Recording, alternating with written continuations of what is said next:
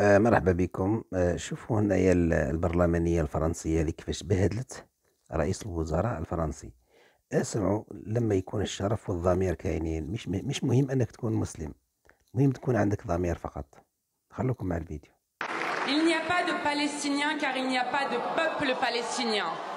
Il est justifié et moral de bloquer l'aide humanitaire pour la bande de Gaza, même si cela pouvait entraîner la mort de 2 millions de Palestiniens.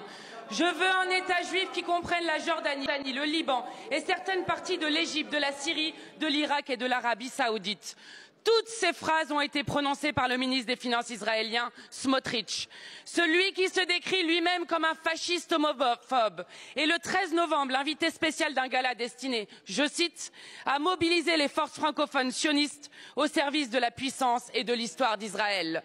Ce gala des génocidaires est organisé par Nili Kupfer-Naori, qui ose dire qu'il n'y a pas de population civile innocente à Gaza. Puissent les cris effrayés d'enfants frappés et déchiquetés par les bombes vous faire comprendre son inhumanité. Mais votre gouvernement, Monsieur le Premier ministre, estime que le ministre Smotrich est bienvenu en France. Comment osez-vous accueillir à bras ouverts un des visages les plus cruels du génocide à Gaza et de l'invasion meurtrière du Liban? Dans la France de Macron, les personnes qui défendent la paix et parlent la langue du droit international sont poursuivies pour apologie du terrorisme, mais quand un responsable de plus de 43 000 morts, dont 14 000 enfants, vient à Paris pour faire l'apologie réelle du génocide, vous lui déroulez le tapis rouge. La place du ministre Smotrich n'est pas dans un gala, mais dans un tribunal international sur le banc des accusés.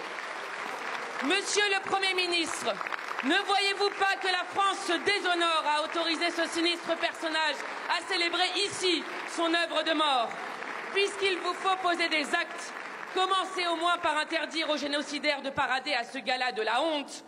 Que résonne jusqu'à vous la question puissante du grand poète Mahmoud Darwish. Si cet enfer pouvait cesser 5 minutes, je dirais presque 5 minutes seulement, pour l'unique chose à faire avant de me préparer à mourir ou à vivre. Merci beaucoup, Madame la Présidente.